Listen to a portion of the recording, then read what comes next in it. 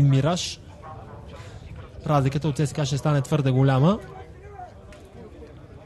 Ангел Русев ще центрира топката в наказателното поле на Монтана. Току-що бе извършена смяна в отбора на гостите. Йордан Тодоров замени Иван Вълчанов. Добре се представи левия бек на Монтана според мен в тази среща. Намеси се и много добре при една опасна ситуация пред вратата, голова направо, когато Ахмед Хикмет можеше да отбележи, но Вълчанов с доста акуратно действие отби топката от краката му и запази предната на своя тим, която обаче в първите минути на второто полувреме бе заличена след гола на Борислав Стойчев.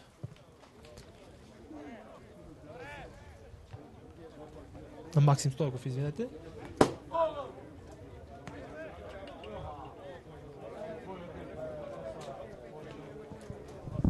Вече две промени извърши наставникът на гостите Атанас Атанасов, срещу само една за Костадин Ангелов в лаптопа.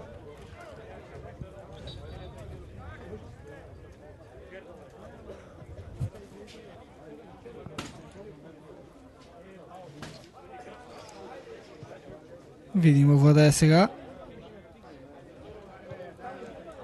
Пасът бе отново за Ангел Русев и отново неточно подаване към нисичкия бързоног нападател на Видима.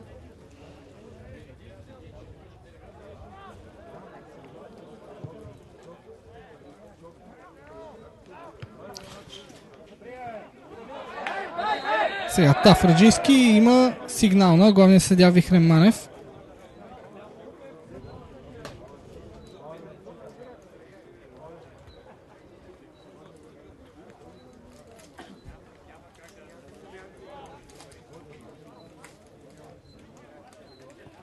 Не бързат и особено гостите с изпълнението на този фаул. Трябва да кажем, че за Монтана и точка може да се каже, че означава спасение. Пас сега към Борисов, изпреваране от капитана Стойчев.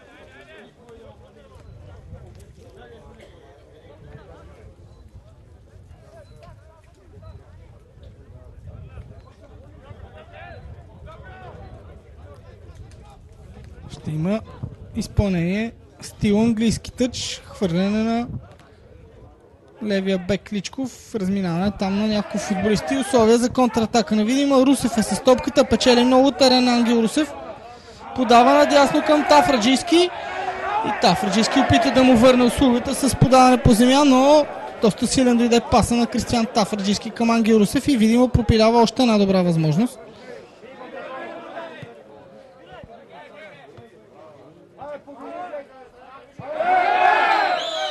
Борисов извършил нарушение в опита си да гардира тази топка.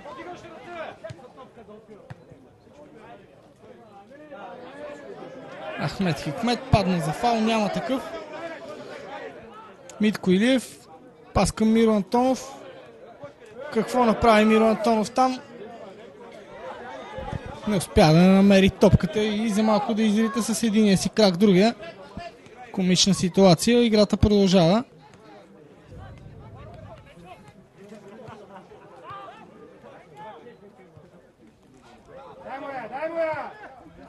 Добро подаване тук на Хикмет към Русев. Един на един играе Ангел Русев.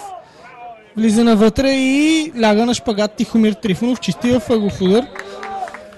Добър рейд тук на Ангел Русев и много добра изява на Тихомир Трифонов. Още една смяна и в отбора на Видима. Вместо Атанас Дреновички в игра Димитър Наков. По две смени вече извършиха и двамата треньори.